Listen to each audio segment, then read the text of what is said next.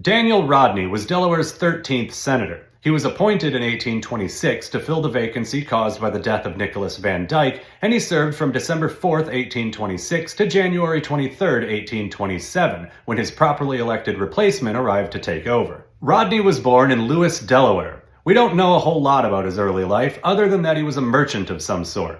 Finally, in 1793, he entered public life and started leaving a paper trail.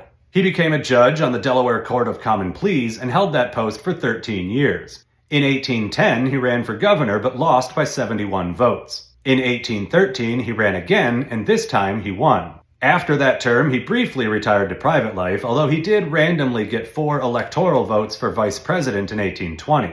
In 1822, Caesar Augustus Rodney, Daniel's second cousin, resigned from the House of Representatives after being specially elected to the Senate. Daniel Rodney was then specially elected to replace Caesar Rodney in the House, and he finished the last 4 months of the term. In 1826, Senator Nicholas Van Dyke died, and once again, Rodney became a replacement.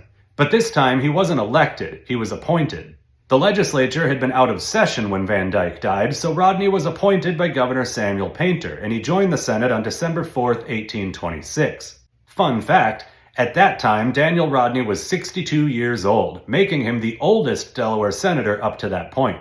His record stood for either 21 or 23 years, depending on how you count age. In 1847, Presley Spruance was elected. There was no special session that year, so Spruance didn't take his seat and get sworn in until December 6th, when the first session started. But his official term started March 4th. At that time, Spruance was 61, so Rodney's record remained intact. But on December 6th, when Spruance actually finally joined the Senate, his age was 62 years, 2 months, and 25 days, which beat Rodney's record by literally 1 day.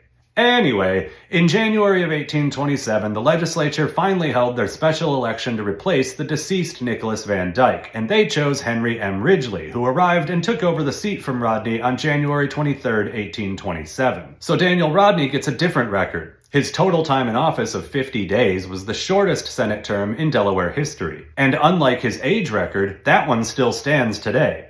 After leaving the Senate, Rodney retired to private life in Lewis, where he died in 1841. His brother Caleb Rodney followed in his gubernatorial footsteps, and his son George B. Rodney followed in his congressional footsteps.